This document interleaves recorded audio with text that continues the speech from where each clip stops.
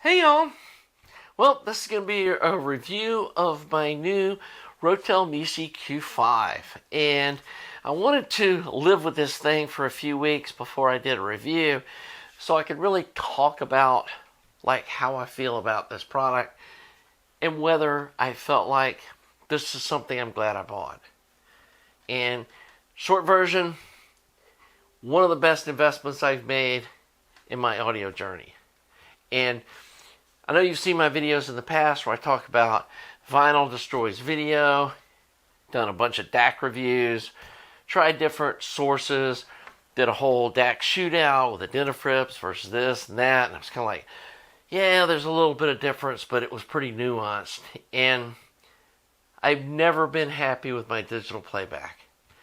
It's always been fatiguing, and I felt like it was really kind of harsh around the edges, and I couldn't really put my finger on what was going on. And I've tried, the standard DACs, the R-to-R DACs. I bought that, a topping E70, and then I bought this topping Centaurus. Here's a higher end R-to-R DAC with a holo audio board in it, and supposed to be more tube-like and analog sounding and all that. And honestly, when I hooked that up using my Yamaha CD deck as a transport,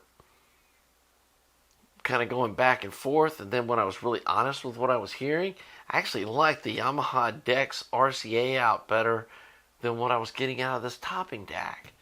And I'm just going, man, what is going on? Why does this digital just not do it for me compared to my vinyl? And the vinyl sounds so smooth and relaxing, and just because I listen to a lot of jazz, a lot of especially 1950s, the Rudy Van Gelder era kind of, Kenny Burrell, that whole John Coltrane, that era of the jazz deal.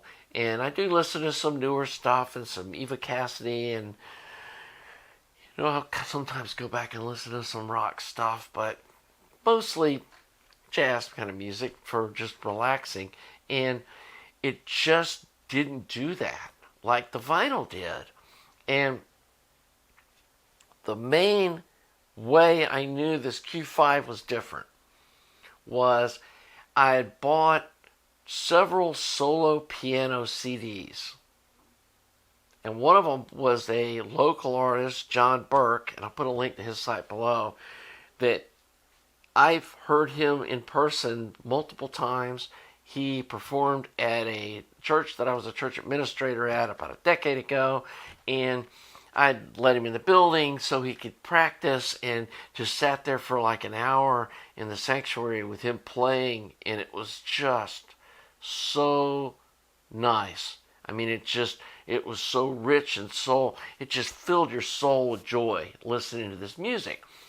And I put that CD in a CD deck, and it was so fatiguing, I couldn't listen to it for more than about a song, if I could even make it through a song. And I'd have to just go turn it off. And I know that my amp and my speakers and the rest of the setup are not fatiguing. But playing that solo piano on my system, and it was multiple different artists with solo pianos, all did the same thing. And so it wasn't just like, okay, that's a bad mastered CD. It's like, and then I'm just thinking, maybe there's some people don't know how to record pianos, or I don't know what's going on. I just couldn't figure it out. But I just never listened to them. When I got this Michi Q5 and plugged it into my system using the XLR differential out into my 2A3 that now has those XLR balanced inputs using Lundell balancing transformers.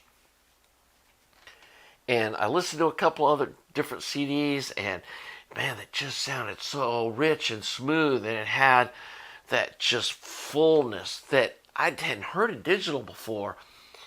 I put those solo piano CDs one at a time in the deck, And I couldn't stop listening to them.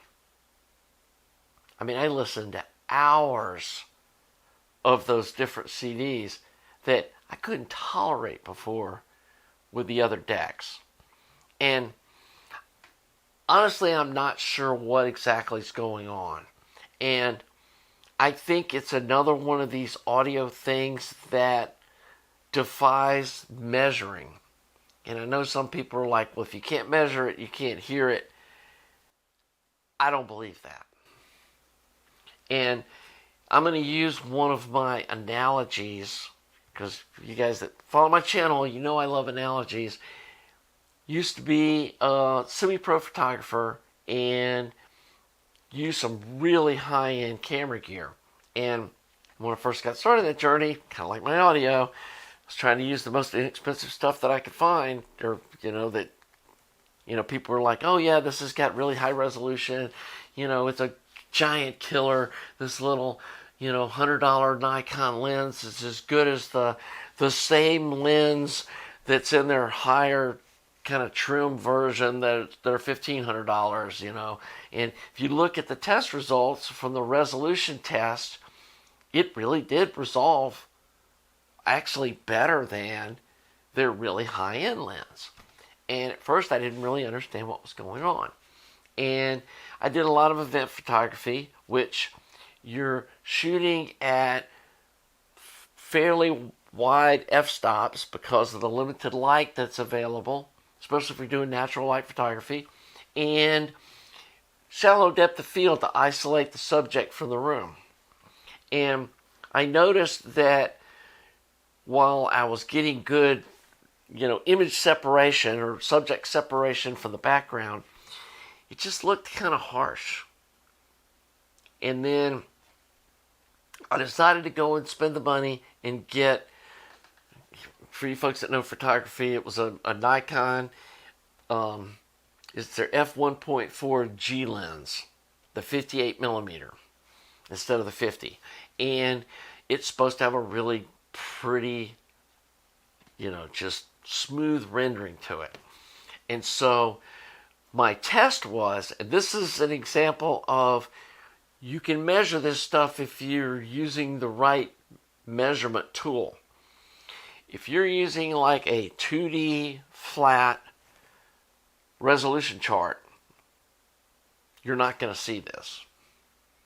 And I think that while, what folks like Amir and some of these other folks that are, doing these just objective measuring of stuff, they're doing an accurate job, and that's all great. And they're, I'm not questioning their test results, but what they're doing is like measuring this 2D chart. They're just measuring like with a single sine wave and looking for noise and this sort of stuff that when you're talking about noise that's negative 100 dBs versus negative 150 dBs, you can't hear that.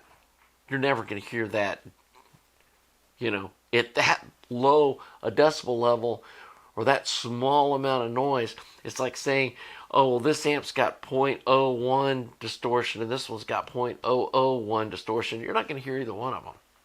So, but back to how I determined that this other camera lens, what it was doing. I was checking the focus accuracy of my digital camera with autofocus, and it's got where you can adjust like where the focus is compared to what you think is in focus. And then the trick is you get a yardstick like this, right? And you put it at an angle to the camera, and then you focus on like this point right here. You take a picture, and then you look at the result, and you see if that line is in the sharpest focus with the image with as shallow focus as you can get it, right? And what I noticed was with the inexpensive lens, the little hash marks on each side of the sharp focus were real busy and choppy and just harsh as it drifted away from the focus point.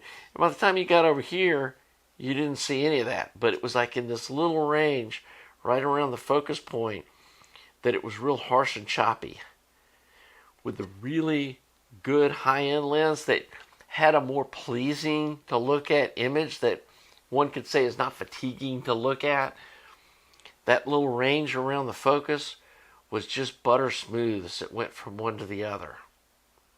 And honestly, now I think that's what's going on with audio. That it's not the note itself or the fundamental frequency that's hard to reproduce. It's that little range around the notes and like the overtones and the undertones. But even just, the note isn't just a single frequency when you're listening to music like a sine wave is. And like when you hit that key on a piano or you strum that note on a guitar, it might be approximately 1K in frequency. Probably more like a blend of 950 to 1050 hertz. And it's over a wider range than a single scientific frequency is. And the better gear, it renders that wider range in a smoother way that's less fatiguing, and it's not harsh on each side of that center point. And that's the only thing I can figure out, is that there's something about this Q5 DAC that is erasing the fatigue from these CDs that I haven't been able to do before. And so, yes, this is an expensive piece of gear. And I know a lot of people would just shake their head at buying a $7,000 CD transport DAC. But to me, again, back to the photography analogy, there was a lot of the forum folks that were just trashing and beating up on this Nikon 58mm 1.4G lens that was like 10 times the cost of the 50mm 1.4G that was like the little consumer lens, and they didn't want to see the difference, or they didn't believe there was a difference. And when you look at the measurements, you don't see a difference either. But then when you actually use it, or in this case with this CD DAC, you listen to it, you hear the difference. And so now I'm listening to CDs almost as much as vinyl now. And I'm buying CDs again. I just bought Tracy Chapman's, one of her first albums, and it's just fantastic. New Beginning, I think it is. Just a fantastic album to listen to. I would not have listened to that before on my old CD DAC. And so it's opened up a whole new just catalog of stuff. There's a lot of that music was never on vinyl. I know like a lot of Natalie Merchant stuff was never on vinyl. And it never sounded good like my vinyl setup does. And so this is leading me into a whole new direction of looking at how to get streaming as good as the CD sounds. And this unit does have USB, optical, and coax inputs to the DAC, so you can use the DAC inside this thing as a standalone DAC. You can use the transport as a standalone transport if you want to, which I can't imagine this DAC sounds so good, but if you wanted to, you could. And the transport really is special. It's a commercial quality Philips drive that was designed for broadcasting, and the suspension and just the way that top loads with the puck that stabilizes it, they put a lot of thought into that whole thing too. And it's a beast. It's like a 50-pound CD DAC, which is crazy. With the power supplies, which I believe now that it's not the DAC chip itself that really does this sound improvement. It's the stuff all around it, the power supply, how it's integrated, how the differential works, how they're using the different channels of the DAC. Like this is an 8-channel DAC being used for 2-channel audio, and they're using 4 channels per side to like do something. I'm not an engineer. Anyway, this channel is going to be partnering with another channel that is just getting started, that his whole deal, he used to work in IT. He worked with voice communications and basically compressing audio and uncompressing voice and all that stuff, so he understands sound in the digital domain in a way that I never will. And we're going to work together on developing a streaming kit that has just outstanding quality that I know will make me happy, or at least it needs to. And I know what good digital can sound like now. And the streaming I've heard is not even the same. I mean, it's again just fatiguing. I can't listen to it. That's why I just listen to vinyl almost exclusively. And I want to get a streaming setup, whatever that takes, to equal what I'm getting out of this Rotel Mishi Q5 DAC.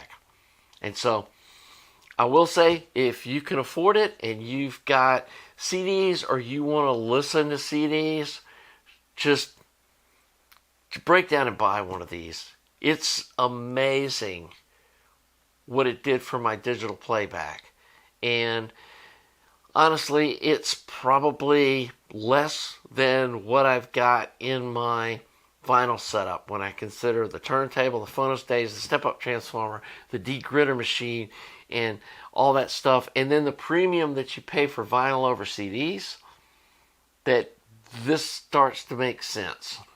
And hey, if nothing else, I feel like it's putting a disc into a 2001 Space Odyssey spaceship when you're, yeah, just the whole transport thing is so cool.